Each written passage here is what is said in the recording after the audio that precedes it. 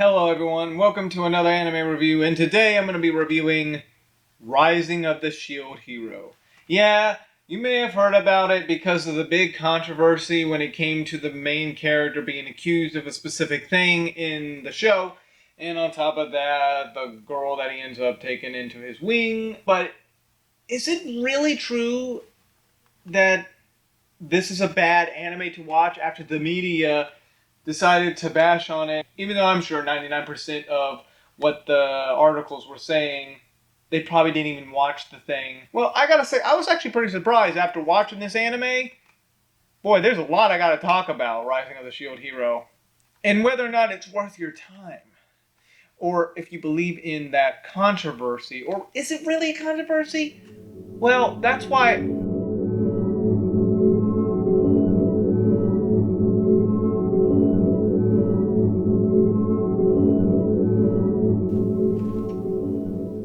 What? What? Rising of the Shield? What? What?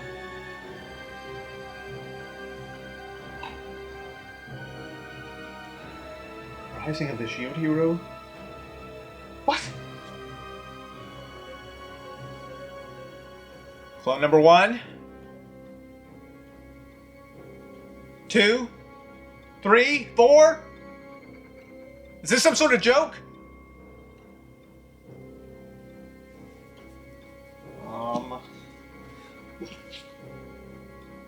Clones, where are you?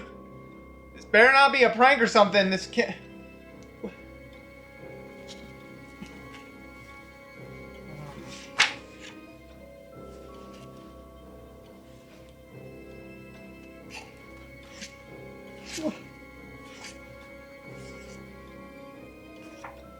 What?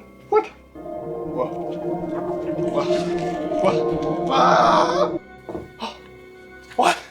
What? How did I end up here? What?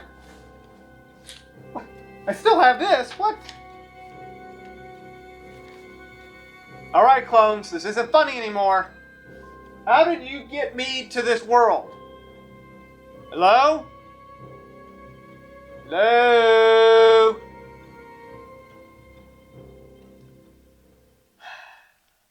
Well, I guess the show must still go on, even though I don't know where the heck I am. I'm assuming I'm in the Rising of the Shield Hero world. But look, clones, if this was one of your doing, I'm going to find you. Look, I don't want to be a part of this adventure in the other worlds or what have you. You guys can do that. I don't. I just want to critique the stuff. I'll find out whoever it was, but I guess I'll continue on.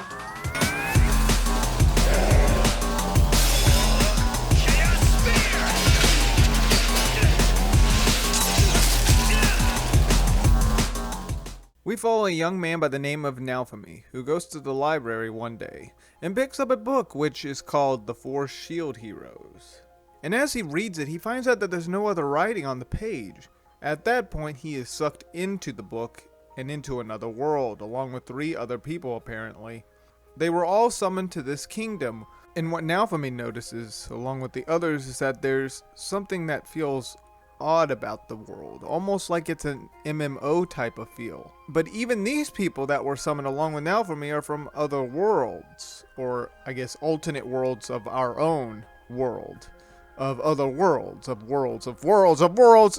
For them to go back home, they need to defeat every wave of catastrophe, and they are now considered heroes. However, besides the 3 being the most popular, Spear, Arrow, and Lancer, NoMBe is the shield hero, which isn't the best position, and he's looked down at as the weakling of the group. But one girl decides to join him, but in the end, you find out that this ends up doing a shitty thing to frame him for something that he did not do. And thus the kingdom looks down upon NoMBe even more. He is stripped from all of his things, basically money. Without any money, nor gear, nothing, NoMBe must go out on his own to train and level up and defeat the waves and buy things. He literally has to work at it now. He will soon buy a slave, which her name is Raftalia. They will also later get a companion, which this will begin the story of the rising of the shield hero. Get it? It's because he has to rise to be a hero because everybody else butchers him like crap.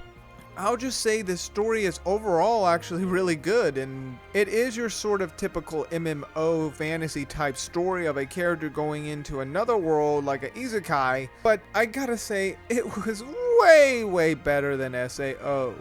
Because SAO had a crap ton of issues, which I understand, but at least this is a well balanced out show, and if you didn't like SAO much, you will pretty much like this one a lot more when it comes to its plot. But the difference between these two is that, yes, while the plot has to do with a character going into another world, when it comes to Kirito and NoMBe, NoMBe does have female characters, like how Kirito has in SAO, which all four fall in love with Kirito in the show, or multiple girls, mind you, the harem. And here it's kind of the same, but it's actually done better. While NoMBe does get like 3 female companions, they are not all pushy or just all over him like in SAO. See, in SAO, they're all on top of him like the Harem Express. While NoMBe, yeah, they all like him. They have a crush on him, but to be honest, it's not pushed to that extreme. So yes, unlike SAO, I do believe the writing here is way better when it comes to the execution of the plot, the characters, and the fact that NoMBe actually needs to work to get stronger. The animation is so well done in this show. I like the art style, really good character designs and all that. Nothing wrong with it, but I will say there are some 3D animation mixed in. While this might bug some people, I still don't think it will ruin the experience. You'll just notice it. Heck, even at points when most of the characters are drawn in the background, you will see a 3D character design. The soundtrack in the show is actually pretty decent. It may not be your type of SAO sort of music, because I know SAO had some really great music. Either from sadness, action, adventure, epicness, all that. Rising of the Shield Heroes soundtrack, it's good enough for what it is. I gotta say though, the opening for this anime is really awesome. Well, the first opening. The second opening is okay, but to be honest, I kind of skipped that more than the first opening. The first opening I didn't really skip that much, because I like the soundtrack. It's so awesome, it gets you pumped for this whole new world that this main character has to go through, and along with that, the girl that he gets, Raftalia, to join him on this adventure, and then, Philo. So awesome. And the ending soundtracks are, they're good. Mostly remember more of the first opening, though. Now, there are a lot of characters to discuss here, but I will obviously focus on the 3 main ones, or 4, to be honest. Basically, we follow the main character, NoMBe, who was just an ordinary guy who got transported to another world, and since he got in trouble for something he didn't do, to which he now has to work and level up. I will say, I don't want to go into too much details, because I feel like if you experience it for yourself, you're going to feel a lot of feelings when it comes to his character, what he goes through. And on top of that, it's more rewarding after you watch it. Let's just say what happened to him is you feel for him. So he has to start from scratch and work his way back up to actually get somewhere, but with what happened to him, he ends up sounding like a jerk towards others, almost like he's brushing them away or wanting them to leave him alone, as he just doesn't trust any human because of what happened. And that is another fact of why he bought a slave. But not what you think if the controversial journalist would have to say. He treats Raftalia, who is the slave girl, well. He takes care of her, he feeds her. In all honesty, he's actually a pretty good protagonist and a good hero, which, he's not perfect, which makes him an interesting character. Yeah, you think most heroes would be nice and bright, but no, he isn't, because of what happened, and he's just some regular dude who got thrown into a situation. And, he needs money, so obviously he will take what any money he gets for doing a good deed, because he's not a perfect human. He's got a few flaws, but to be honest, that's what makes him human and makes him more relatable. And that's what I like about NoMBe. I think this is what makes the show really interesting, is because NoMBe has to go through this and experience hardship himself. The fact that the other heroes that have all this wealth and stuff, he works hard to get his reputation, because people that are suffering now in a specific point in the show was because the heroes thought this was just a game. They left a bad impact and people suffered. NoMBe had to fix their problems, and so in the end he's basically doing all the extra work and they don't realize it. So in the end he got some more reputation for doing that. Now the whole slave thing, people might throw a fit, but here's the thing. The whole reason he bought Raphtalia is for her to protect him. He kind of views her like a daughter, whether or not some crazy people on the internet will beg to differ on that. Now speaking of Raphtalia, she has a tragic past, and you feel for her as well as NoMBe. When NoMBe bought her and took care of her, she got stronger. Though I will say the weird part about her character is that when she leveled up, she ended up growing up faster, even though she's, I guess, technically 10 years old. Yeah, I'm not sure. She's very strong-willed, kind, and she defends her master. And I gotta say, she's one of my favorite female characters in this show, and she's just a kind person, or demi-human, I would say. And the other thing when it comes to the whole slave thing, if those people are still around wanting to complain about it, Master NoMBe fed me every day, healthy, nourishing food, anything I wanted. Not only that, he gave me valuable medicines and treatments, and they cured my illness. And the thing is, people tend to forget, Raphtalia, she was going to die, and I don't think he views the whole slave thing. No, he gives her stuff. He feeds her. He heals her from her illness. She would have died. Why do you think that this is such a sexist, evil thing? The media just likes to spin this narrative. Whatever. Philo is a bird sort of creature, but it's a special type of bird creature. And with NoMBe, along with Raphtalia, raised her, and she is a tough fighter, and also helps out NoMBe and Raphtalia in situations. And I mean, you know, she's adorable. She's like the kid type in the group. I mean, what else is there to say? She's a kind little girl, but she can kick some ass, just like the other two. She also likes NoMBe, just like Raphtalia. They all work together as one because NoMBe can only use his shield to protect, while Raphtalia attacks or protects the shield hero, and Philo does the heavier lifting. As for almost every other characters in this show, well, the other three heroes, some of them are full of themselves, especially this guy. The other two don't really understand the world like NoMBe does later on alongside, this guy and this chick. You're really not gonna like her at all. I'll just say I don't want to go into too much details about any of the other characters. I feel like if I were to explain too much, then it won't be as fun. Now I will say this character, I don't want to say a lot because there's actually a pretty big thing with her when it comes to the plot point during the midst of the show and later on. She will too join NoMBe, and she's also kind and likable. In the end, she also backs up NoMBe and the gang to help out against threats. But I will leave it at that. Raphtalia, take off! Got it!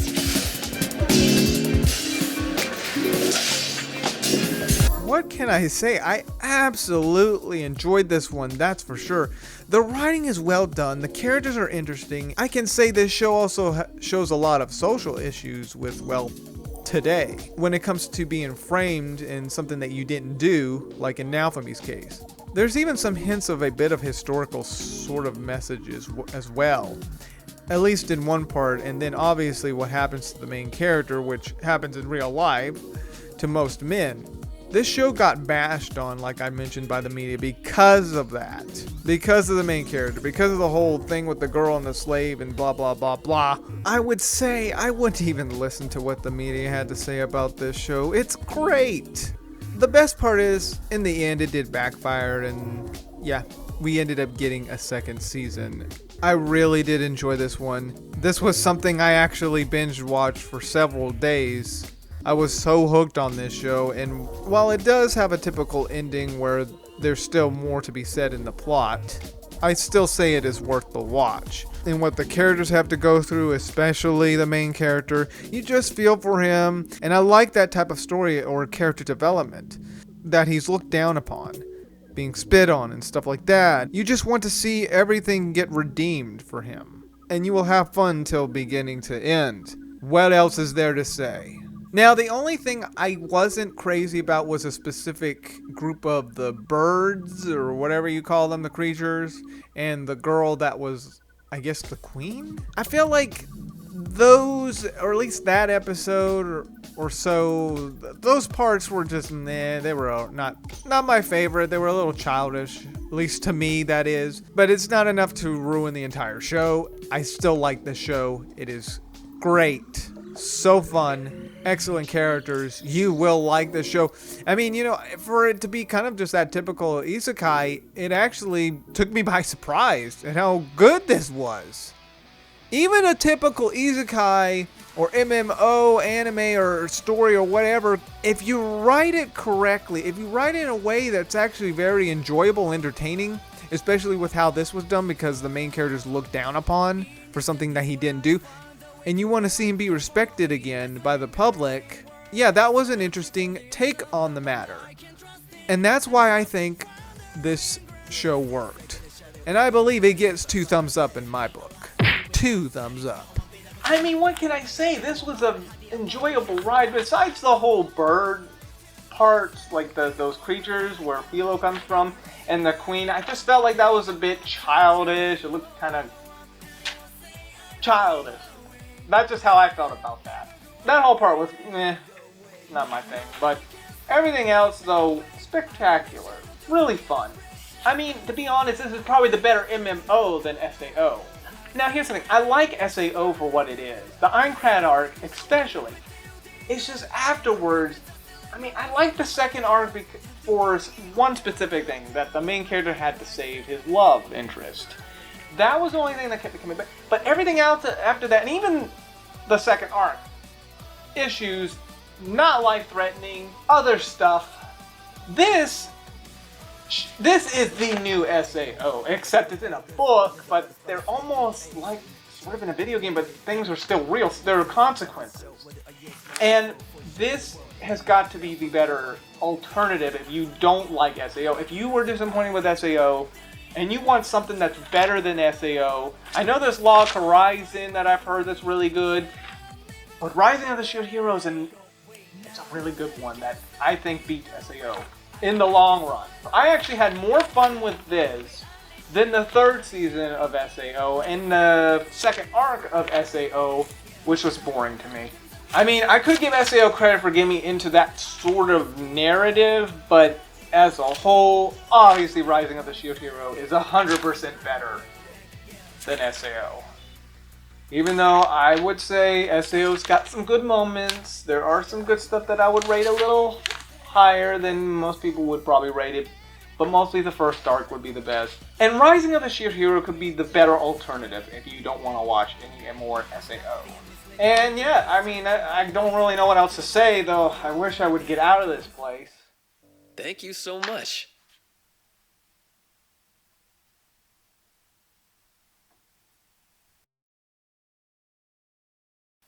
Oh, now for me, right?